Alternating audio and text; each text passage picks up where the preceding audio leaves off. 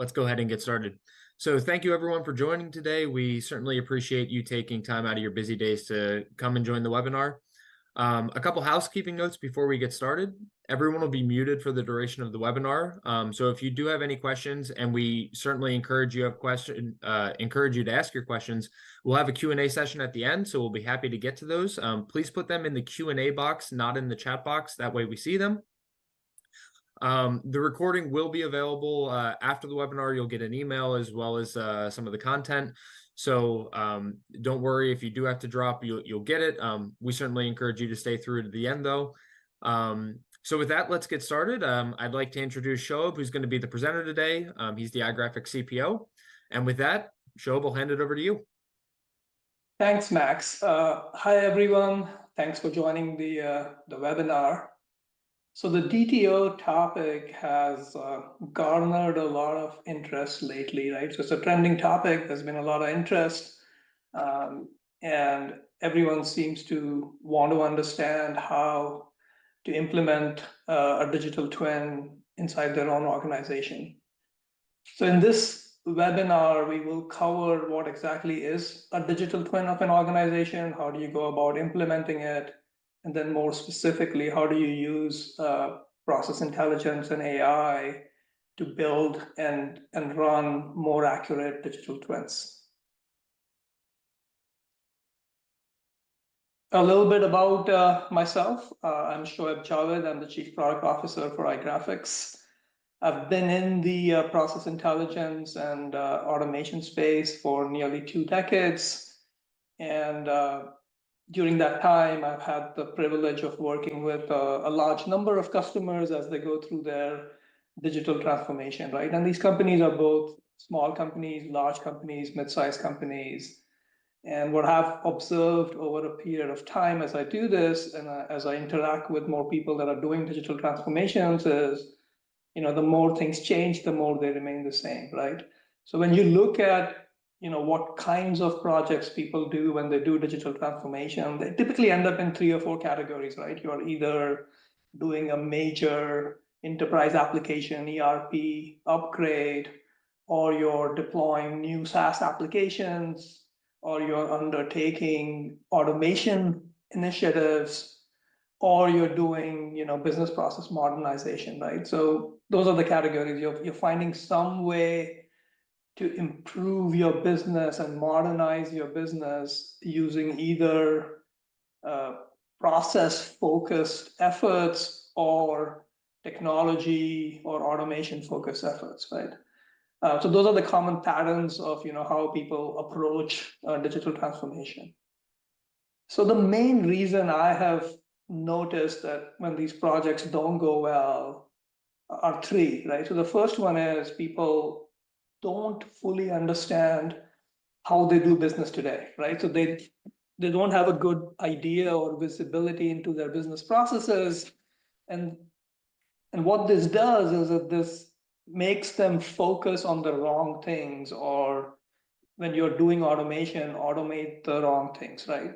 So unless you have visibility into how your business functions today, you are typically going to end up optimizing the wrong things, and therefore you'll be disappointed in the end, right? So that's one part.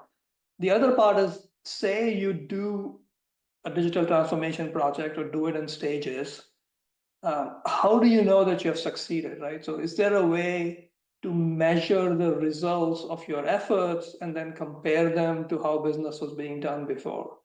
And this is important because if you can't demonstrate clear value when you do something, when you spend money, then you're not going to get more money for doing additional transformations, right? So this measuring the return on investment, understanding how well something has worked or hasn't worked is very important to continue the efforts, right? Because digital transformation is not a one-time project. It's an ongoing project in multiple phases that continues as time goes by.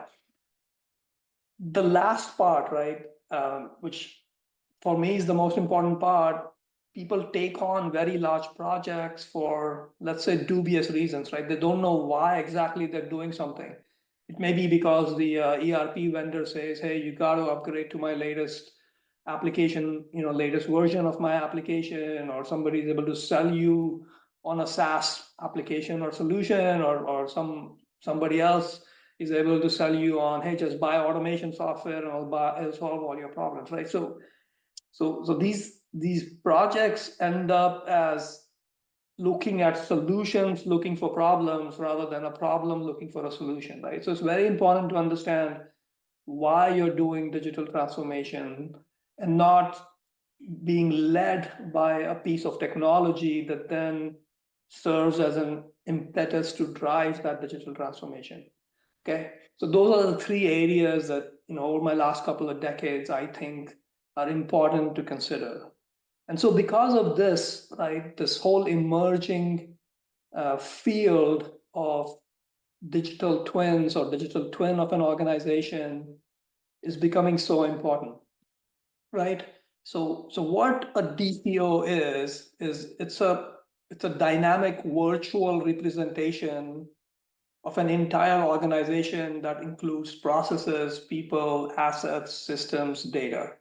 So what you're doing is you're building a digital model of your business, and then you're trying to understand what levers you can pull to improve things, right? And then the model is something that needs to be accurate, and a model is something that needs to evolve, right? So that's what you're doing when you actually are building out a digital twin of your organization.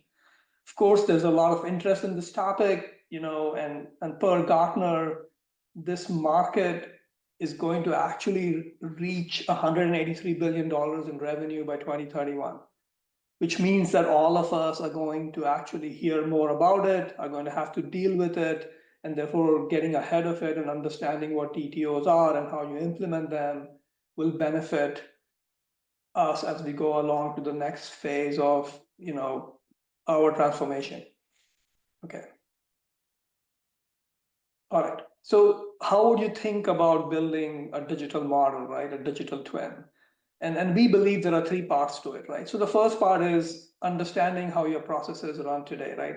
That's the discover part, right? So what you want to do is you want to gain objective visibility into your business processes so that you can then uncover where you have inefficiencies or bottlenecks or opportunities for improvement.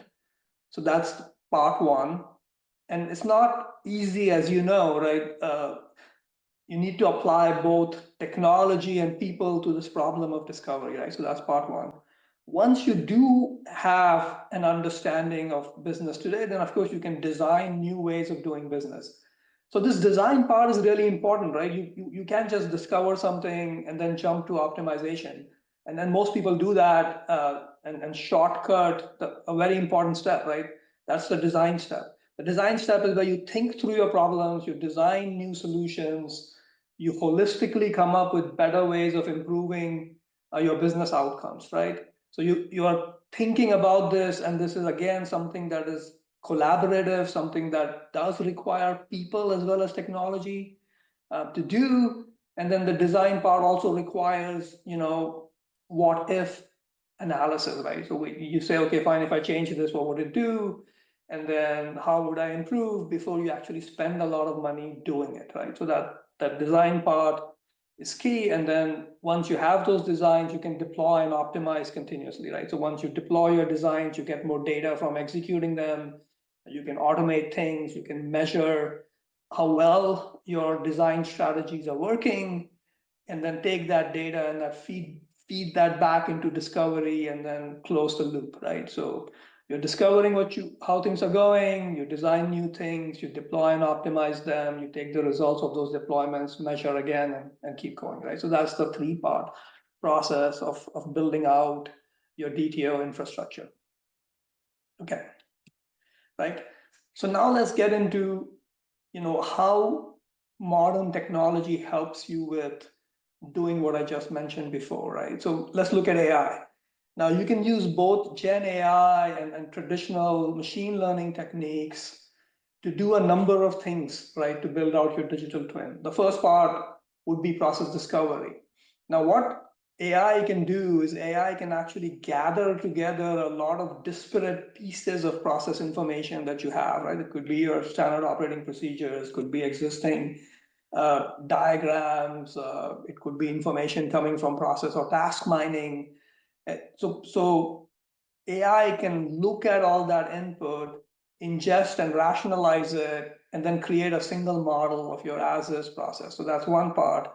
You can also use AI for getting information out, right? So I talked about process discovery, which is getting information in, but once you have that model and then you have the information put together, AI can also help you make it more accessible, right? So it can democratize how you're going to get that information out to every user in your organization, right? Through asking simple questions, looking at reporting and dashboarding and so on. And then finally, AI can also help you create a crystal ball, if you will, right? So you can predict the future and then take actions based on those predictions. So this is a different way of doing business, right? Instead of analyzing the past and then basing your decisions on what happened in the past to do something for the future, you're looking to take information that you have, use it to predict the future, and then use those predictions to actually make better decisions that are forward-looking rather than lagging indicators for your business, okay? So let's look at each of these things, right? So here again, instead of talking about it, let me show you an example of what discovery looks like with Gen AI, right?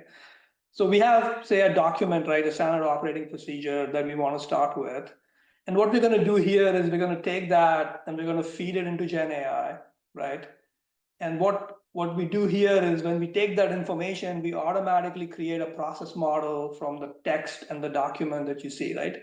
Now, once that model is created, we can modify it, right? We can say, look, I want to change a task, or I want to add some additional information. In this case, I added a swim lane saying that one of the tasks is done by a sales representative, right? So that put it in there. I can also add additional information to this task and tell Gen AI, okay, can you put some notes in each of these tasks about what they are, how we do them, do we have any task and related instructions and so on. So Gen AI can generate them, put them all in. It makes it a lot simpler for you to start creating a model, which you can then keep modifying and changing as you go along. Now, you don't just have to use documents, you can also use pictures, right? So you can use a napkin drawing, you can use a Visio model, whatever it is, you can use any visual representation if you have it, and it will generate a model out of it too. So this makes it very simple for you to actually get process information into the system, right? So that's the process discovery part, just a flavor of what Gen AI can do. And then the other part now is, once you have the information, how do you get it out? So here we can look at some techniques of getting that information out, right? So here we are asking Gen AI, create me a bar chart that shows me all the ways in which my procure to pay processes have been running, and show me that distribution across a period of time, right? So it will tell you how long it takes and how that distribution occurs, over a period of time, right? So you can see that. Of course, you can edit it, you can change it, you can do whatever you want. And then you can also ask it to add to it, right? You can say, okay, I like this, but also show me a metric that shows me the total number of cases, right? The total number of times I'm doing that procure to pay process. And, it'll create that for you, right? And it'll add that over to your overall dashboard, right? So the whole idea here is, right, I can do any ad hoc analysis with any information I have by simply asking questions, right? I don't have to navigate to an application. I don't have to click on menus. I just ask questions and I get answers, right? So that's the beauty of it. Now, once I ask these questions, I can say, I don't like something, and then I can drill down and try to improve it and then deploy it and so on, right? So I think you get where we're going with this, right? Okay, so that's the part of getting information in, getting information out, right? Let's look at a little bit about predictive analytics, right? So again, here we're looking at a process mining solution that we provide. And what we are doing is, we are looking at your production processes as they're running multiple hundreds of thousands or millions of times. And then based on that, we can predict how incomplete processes will end, right? So what you see here is you have some steps in a process that are completed, and then based on that, I can predict what's going to happen, in the future, right? And these predictions will predict things about future events, tasks, task durations, inter-task durations, to tell you how a given process is likely to complete, and therefore should you adjust something now before it's too late, right? And getting this information helps you continuously improve what you're doing, and then using those improvements and feeding it back into the loop to again make better predictions and better models and better improvements, right? So again, this is a continuous process where real time, or not real time, but say near real time data, process data is being fed into systems. And then those systems are telling you what's going to happen. And then you're using that information to actually improve or modify the processes before it's too late, okay? So that's the power of predictive analytics. That another thing that you can do if you create a digital twin. Okay, and then next, right, this is on the design part, okay? So once you have understanding of your processes and you're monitoring them, you can now do what if analysis through simulation, right? So what simulation helps you do is multiple things. The first part is decision support, right? I'm trying to make a decision about investment.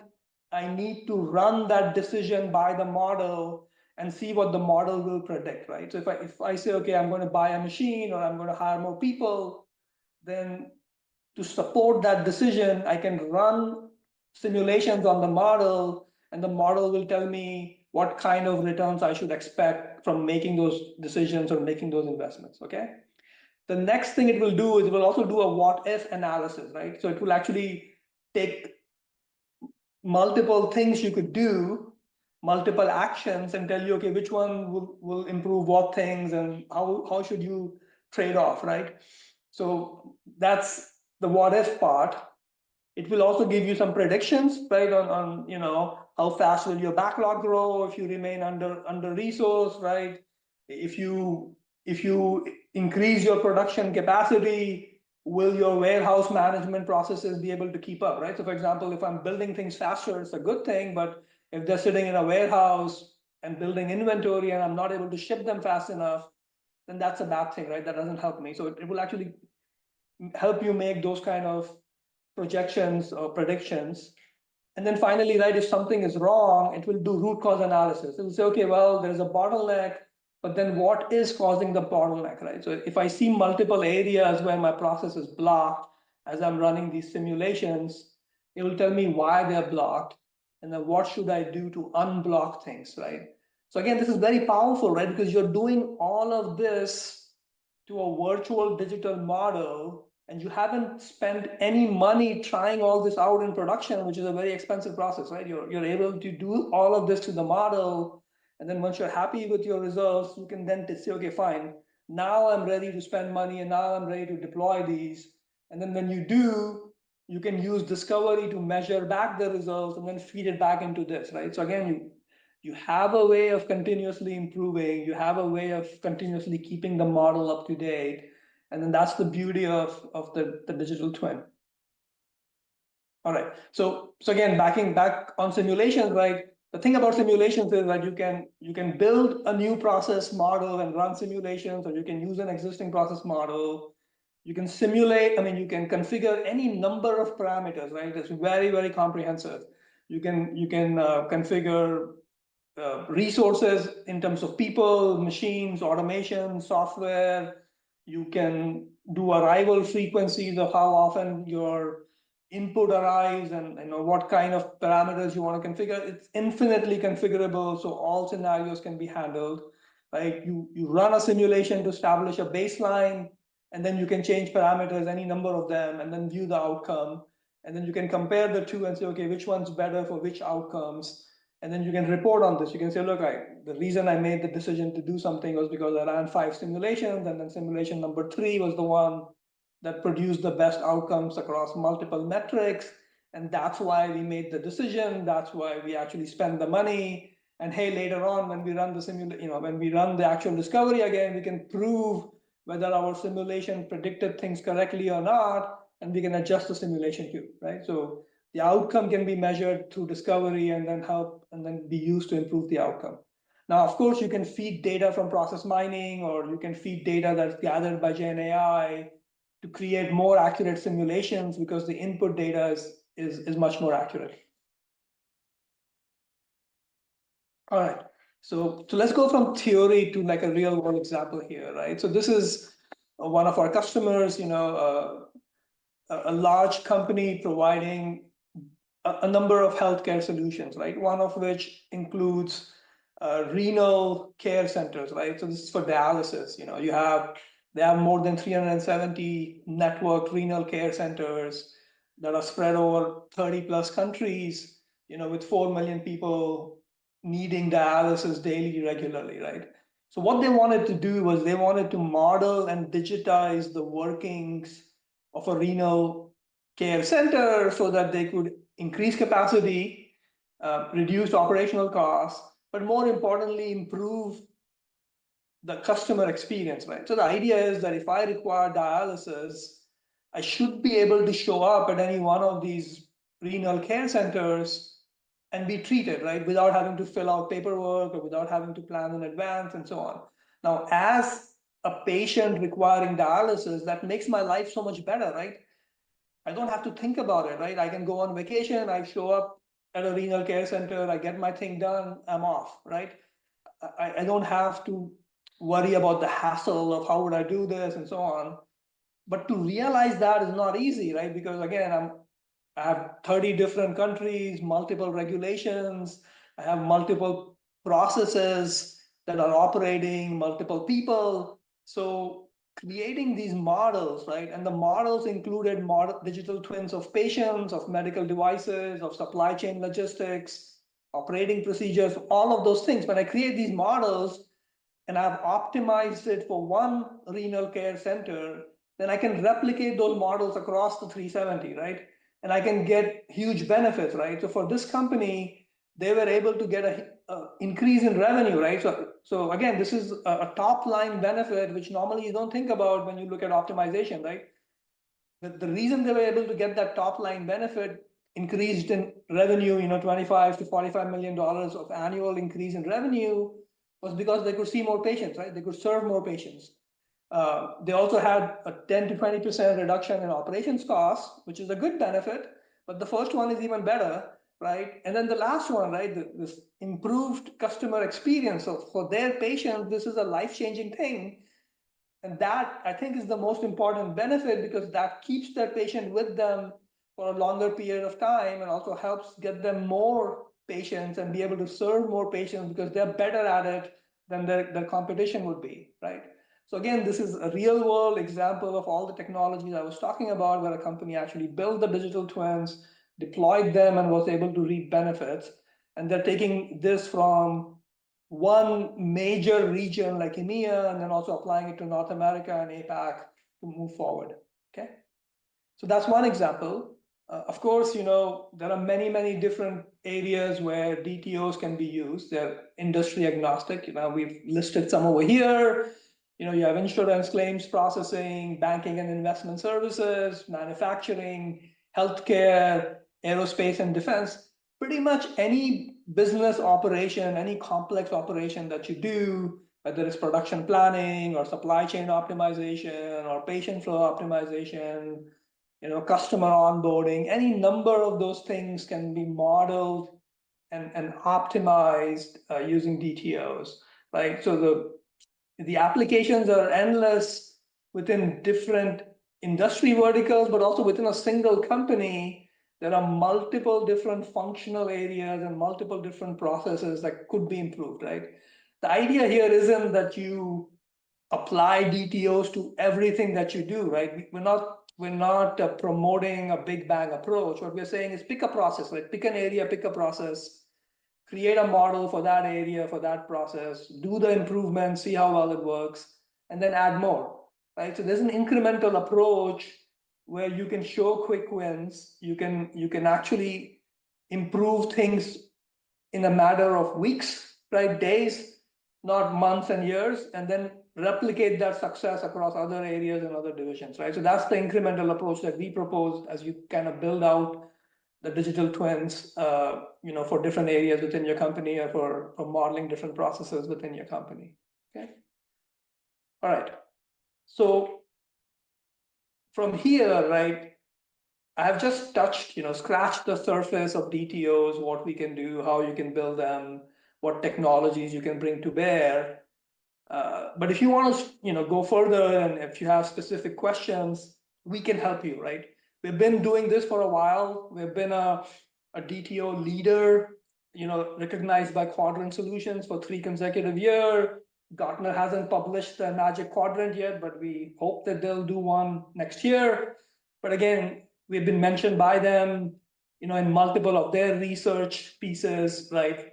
Hype cycles, market analysis, and so forth. And then we have lots of white papers, videos, other webinars that you can access, right? So if you need any other information, right, please feel free to reach out to us after this webinar, and we'll be able to get you any information that you need.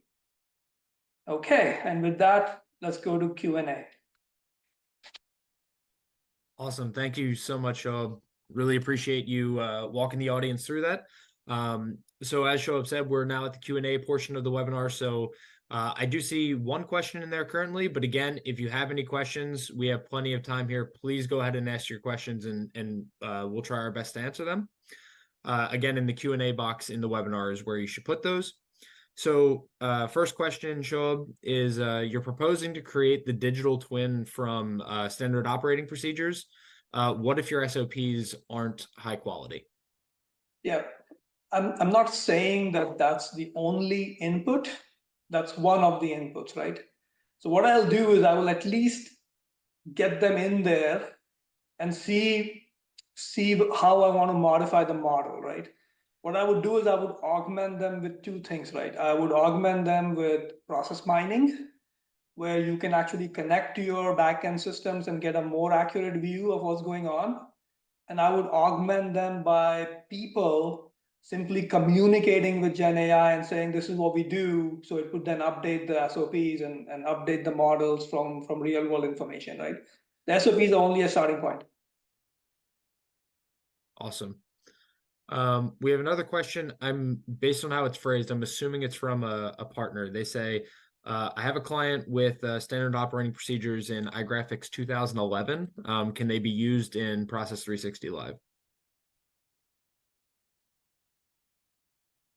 Yes, right. So the Gen AI feature that I was showing to ingest the standard operating procedure is not released yet. So we are still working on it, but we would be happy to actually try out your documents and see how well they work on the model and see what we need to adjust. We expect that functionality to be released shortly, but it's not released yet. But we'd be happy to take some sample documents and see what we can do with them.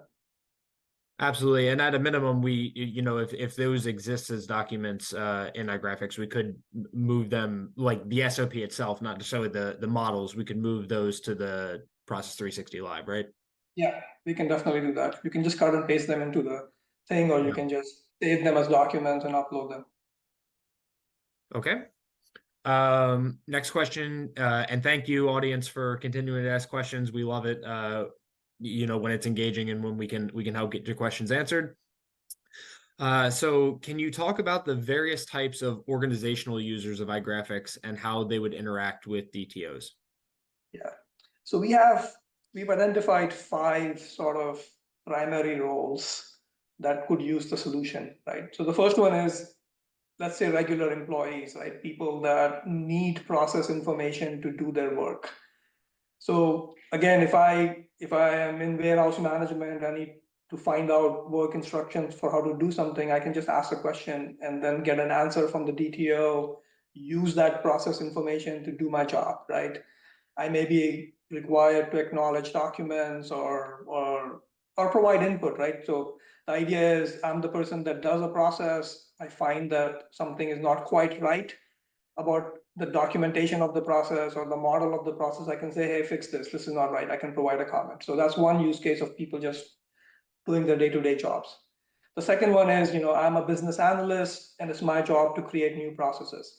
Now, business analysts can actually analyze existing processes using process mining or other techniques, and then they can use that information to design better processes. They can also use simulation to design better processes, right? So those would be business analysts. I have operational excellence, operational efficiency people that want to improve certain metrics, right? It could be cost, it could be capacity, it could be sustainability, it could be end user experience, could be anything, right? So if I'm trying to improve an operational metric, I can use analysis from the digital twin to see how we're doing and then set some goals, and then that provides input to the process designers to then try to meet my goals for operational excellence, right? So now we have three different personas. The fourth one is compliance, right? So if I'm interested in compliance, I can look at the data from a compliance lens, right? Whether I'm meeting my SLAs or whether a certain regulatory requirement is being handled by the process properly, or if I have some risks, are my controls effective and are they working and have they been triggered properly? I can look at it from a compliance angle, so that's four. And then finally, right, if you are a product owner or a service owner within your company, and you want to look at all of the various functional departments, systems, and processes that are used for your product or service, you can see it in one shot, right? So I can show you your entire product journey or service journey. And below that, I can show you the important metrics and I can show you the important paths and variations through the entire product or service, right? So I can look at it from that angle where I'm looking at a bigger area of the entire company. Now, in that case, I'm not looking at BPMN diagrams or details. I'm looking at the rolled up metrics and a simplified view of processes and departments for that, right? So those are the five different personas or people that can use the solution. And of course, we believe it applies to pretty much everybody in the company. Excellent. Thank you. We have a question here. Do we have an academic version of iGrafx that could be used by process mining students? If yes, is it free? I think I can take that question offline, right? I don't know the exact answer to that, but we can follow up and send you a written response to that. Okay, excellent. I do believe we have trial versions. I don't know if process mining is included, but something that we can get back to you on. Absolutely. We'll do some research and get back to you. Thanks for the question. Next one. So in the demo, we showed iGrafx ingesting the SOPs to create the process flow. Can it also work the other way? Can we generate new SOP documentation based on an updated process flow? Absolutely. Yeah, absolutely. What approach does iGrafx use to cover the solution space when running the simulation? How much control does the user have on that? Yeah, so this is something we've been working on over the last, I would say, 30 years, right? And so over a period of time, we have made it totally flexible. Now the thing is, right, there's a trade-off between making it too complex and allowing flexibility. So what we do is we make some assumptions on certain parameters. But again, if you're an expert user, you can control pretty much any aspect of anything that goes into a process almost arbitrarily, right? You can set up any metrics, you can set up any kind of dimensions that you want to track. So I would say that in general, it'll be more than you can handle if you're an expert user. Yeah, I'd say some of the common ones that, the most important parameters that I've seen when working with customers are, for instance, the type and number of resources that can execute a given process step, whether that's people or systems. If it's people, particularly the schedules that apply to them. So like, what does their workday look like? Allowing for regional flexibility. If you're a global company, you have different holidays, different schedules, different shift schedules, like all of that in terms of how can the resources be applied to a specific step. Also the decision probabilities. So after a given step in a process, if there's multiple ways that it could go, and you'll definitely see that if you mine the process. I don't think we've ever seen a process that there's only one way it executes. You can put in those probabilities for the different ways it can go. Yeah, and I think that's there was one more, but it's eluding me now. But as Shoaib said, there's the possibilities are vast in terms of how you can configure the model. You can also simulate the arrival frequency of events, right? So how does process input arrive? And you can look at Gaussian curves, and you can do all kinds of stuff on those kind of things too. Yeah. Yeah. Maybe back to maybe in addition to the question that you got about the personas, Shoaib, who creates/maintains the DTO models? So that's interesting. So again, right, some companies do have COEs, right, that are focused on process excellence. So that's someone that's guiding this whole thing. But inputs provided by multiple people. It could be business analysts, right? It could be your ops people. It could be regular employees. It could be process owners, right? Functional or divisional heads, right? So there's a number of people that contribute to information. But what we see working is if you have a small group of people that are responsible overall for making sure that the process succeeds, right? That you can get to the end result, and then they actually interact and work with a distributed team who don't have full-time responsibility for this, right? They're just adding information as and when it's required. Excellent. Yeah, I would say, just to maybe add my 2 cents from the customers that I've talked to, I think they're like, I really see it in two kind of models. The one model that you spoke about, that's centralized, center of excellence, like they're kind of owning that the DTO modeling efforts for various business units that they support. Or you have that analyst type persona that is sitting in a specific business unit, and they're kind of the de facto process person for that unit. And then, of course, like, in creating it is one part of it, maintaining it is the other part that you mentioned, or that was mentioned in the question. And so, doing things like assigning a process owner to that model, which might be someone who's more business focused, but is ultimately in charge of approving and saying this model is accurate for the business unit that I'm in, so they can get the responsibility there. But the collaboration that Shoaib mentioned earlier is critical here, because there are different viewpoints and perspectives. Shoaib also mentioned risk. So the maintenance of the model and making sure it's up to date and that we're not missing anything, that is a team effort generally. So what I'd like to add here is the best way to keep the model accurate and updated is to use it, right? So the more you use it on a day-to-day basis, the better it will be. So key there is whatever you build, be sure to use it. Yeah, I think that's great advice for just about anything. Okay. We have another question about collaboration with universities. Same person who asked about the trial for process mining. So I think maybe we can follow up with them individually and answer, any of the questions related to academia. Yeah. So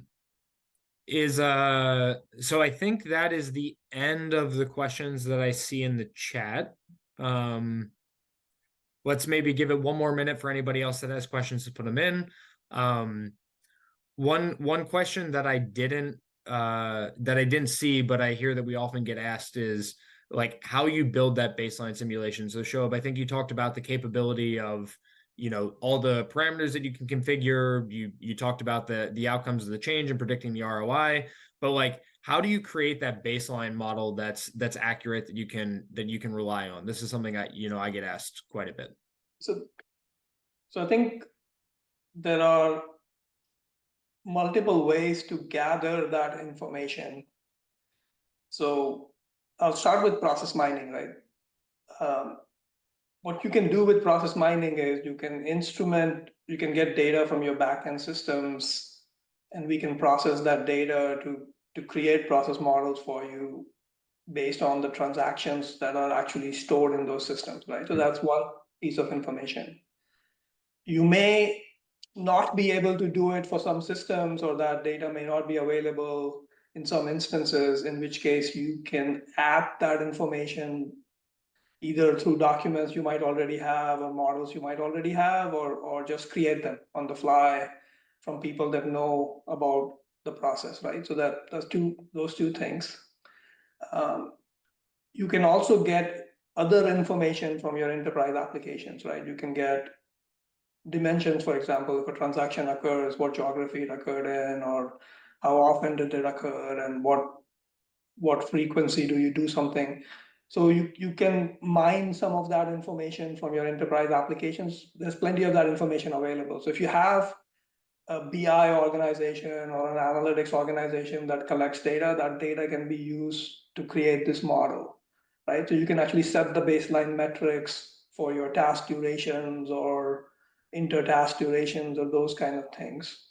You can also get information from other systems about your costs or people. So that information available. You just have to handle multiple dimensions, right? So make sure that you have the process flows right, then you can get information about your systems, right? Your IT systems. I mean, again, if you have an enterprise architecture solution or you have IT, they can give you information about which systems support which processes. You have information from HR around your org chart, your people, your costs that can be ingested in. It takes a little bit of doing, right? That's why I said do it for a small process or sub process first and then sort of build up, right? I wouldn't do it for my entire company all at once, right? I would take one process or maybe one area of one process, build it, and then keep building as we go along incrementally. Excellent. Totally agree. Don't boil the ocean. Start small, get a quick win, show ROI, get more funding, repeat it. That seems to be the model that works for most customers I talk to. Okay, I think I think that one and sorry, it isn't a question but a comment. The person that asked about the SOPs in iGrafx 2011, we'll reach out and we can talk about how to get in touch about testing some of those SOPs with the Gen AI, and we can strategize from there. So we'll follow up after the webinar. Thank you for asking the question. I think that does bring us to the end. I don't see any more questions coming in, so I just wanted to thank everyone one more time for taking time out of your day to come and learn a little bit more about DTO. If you have any questions, we're around. We'd love to help you think through it if you have an ongoing initiative. And thank you, Shoaib, for hopping on today and leading the audience through some of the things that they should consider as they're scaling up their DTO efforts. So have a great day, everyone. Thanks for joining, and enjoy the rest of the week.